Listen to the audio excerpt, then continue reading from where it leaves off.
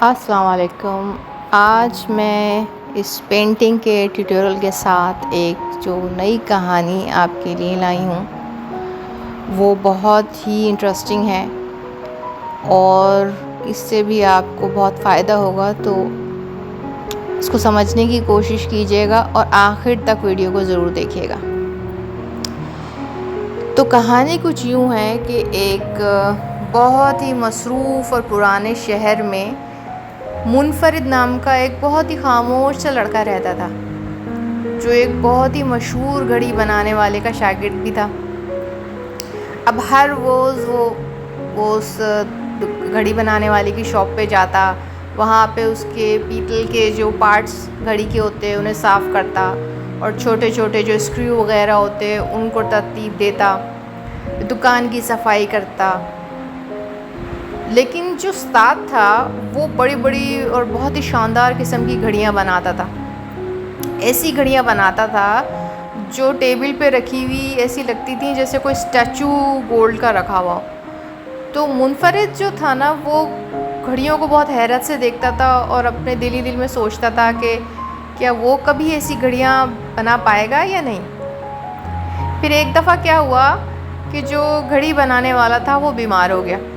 استاد اس نے ایک ادھوری گھڑی جو ہے وہ منفرد کو دی اور کہا کہ اسے تم پورا کر لینا، لیکن دھیان رکھنا کیونکہ اس کی اصل جو جان ہے ابھی اس میں نہیں ہے، اسے ڈھونڈنا جو ہے وہ تمہارا کام ہے. اب منفرد نے ہر وہ طریقہ آزمایا جو اس نے سیکھا تھا. ہر جو پارٹس تھے وہ ناپ کے لگائے اور جو بھی چیز اس نے اپنے استاد سے سیکھی تھی وہ دہرائی، لیکن گھڑی چلنے ہی نہیں کا نام لے رہی. تو آخر کار وہ تھک گیا اور تھک کے بہت ہی خاموش ہو کے بیٹھ گیا.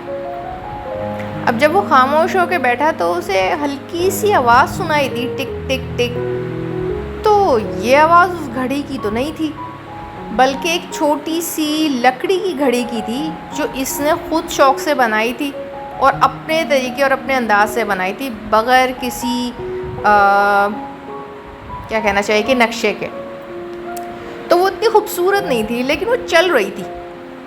تب منفرد کو احساس ہوا کہ جو چیز گھڑی کو مکمل کرتی ہے وہ کسی استاد کے اصولوں میں نہیں ہے، بلکہ اپنے دل کی سمت میں ہوتی ہے، جہاں جو انداز آپ کا اپنا ہوتا ہے اس میں ہوتی ہے.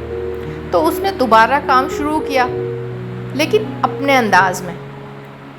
تو جب صبح استاد جو ہے وہ شاپ پر آیا تو اس نے دیکھا کہ گھڑی مکمل ہوئی بھی ہے اور خوبصورت بھی ہے اور مطلب چل بھی رہی ہے، اس میں سے ٹک ٹک کی آواز آ رہی ہے. تو جو استاد تھا وہ خوش ہوا، مسکرایا اور اس نے منفرد سے کہا کہ تمہیں میری گھڑیاں بنانے کے لیے نہیں، اپنی گھڑیاں بنانے کے لیے پیدا کیا گیا ہے.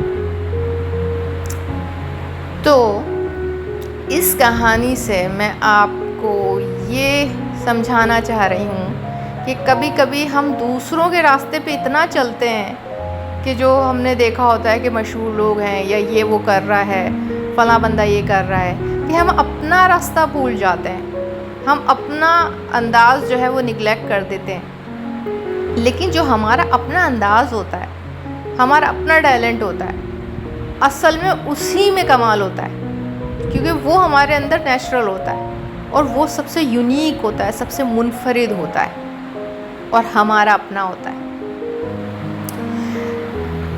سو فائنلی میں امید کرتی ہوں کہ آپ کو آج کی ویڈیو پسند آئی ہوگی. آپ اس پینٹنگ کو بھی ٹرائی کریں گے اور اس کہانی سے بھی جو ہے آپ کو کچھ اچھی بات سیکھنے کو ملی ہوگی. تو میری ویڈیوز کو شیئر بھی کیجیے پلیز.